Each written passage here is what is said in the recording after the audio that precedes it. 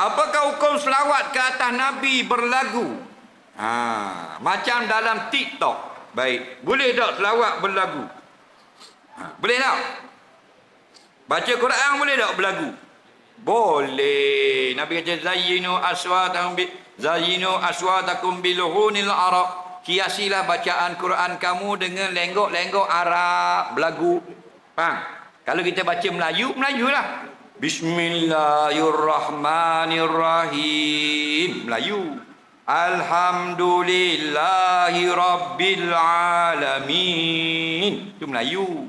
Ar-Rahmanir-Rahim, Melayu. Faham?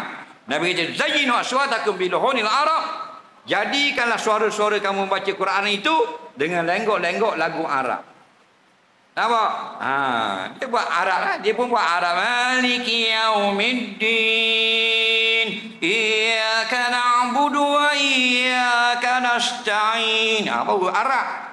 Lagu kan? Nah, tapi lagu Quran. Jangan lagu rock pula Quran.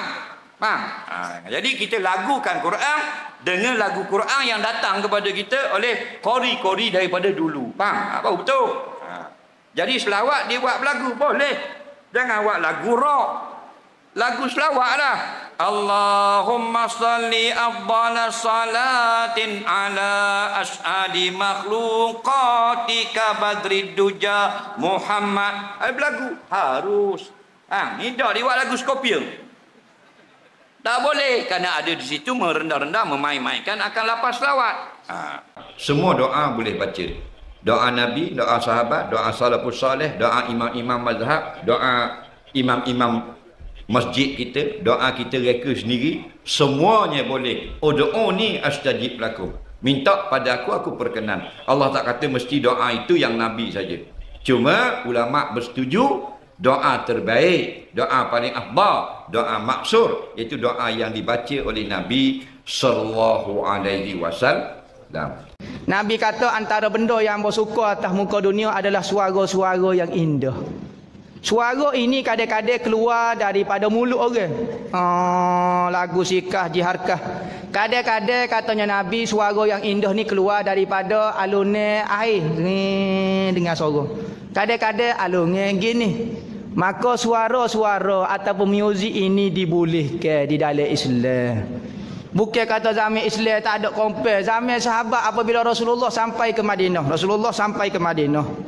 Maka sahabat-sahabat sambut Rasulullah, tunggu cacah. Kita lah ni bangun duduk cacah tapi bawah ekong. Bawah bangunan. Sahabat dulu tunggu Rasulullah nak sampai Madinah tengah panas cencing. 3 hari tunggu. Apabila Rasulullah mari bangun cacah ramai-ramai. Hok jatah, hok teno. Terekai Rasulullah bawa pohon tamar, bawa gendai. Gedung. Nasyik tala'al badru alaina min saniyatil wada'i wajaba syukru alaina ma da'a lillahi da'i. Siap kata gendai bukan kata selawat. Selawat apa kata gendai gelegek. Ada Rasulullah kata jangan buat kijai lagu ni. Rasulullah suka.